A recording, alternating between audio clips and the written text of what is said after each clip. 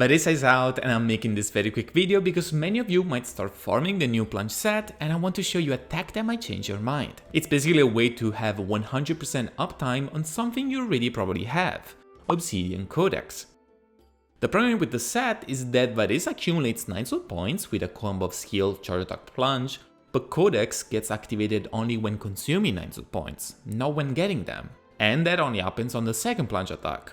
You could set up the first half of your rotation before your team to achieve better Codex uptime, but that's still not perfect. So here's the tech, it's actually very simple. Varesa top skill gives us a small dash and a stamina free charger attack, which in turn gives you access to her plunge attacks. If instead you hold it, you get the exploration version of the skill, where she just runs around and consumes 9 soul points. So the trick is very simple, we short hold her skill to activate Codex. Basically going for a hold skill but release as soon as it starts. This will guarantee that Codex is always giving us the crit rate boost. Even consuming 1 night soul point activates the set and gives you the same effect as the top skill you would have used otherwise. Varesa actually gets a little bit more night soul points that she needs, so we don't have to worry about that. Additionally, holding the skill doesn't have a different cooldown that would mess with the rotation. There is basically no reason why you shouldn't do it this way. You get Codex activated by the very first action you do.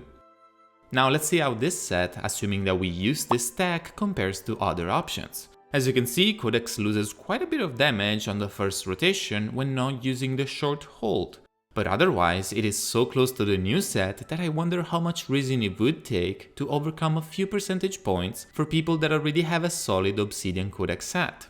Of course, this can shift greatly depending on the environment Varesa is put in. We are however basically debating between a big chunk of damage percentage or crit rate. I could see the crit rate being better when played with Furina since damage percentage is already there, but that brings me to talk about the negative side of Obsidian Codex. Varesa has a crit rate essential stat. She basically starts at 24.2% crit rate.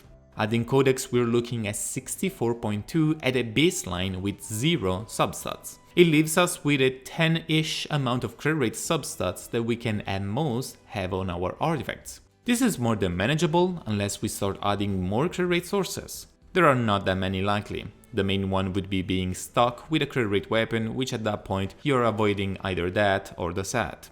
I guess a little boost could be from Janyun, depending on the number of enemies and possible crit cards in Abyss.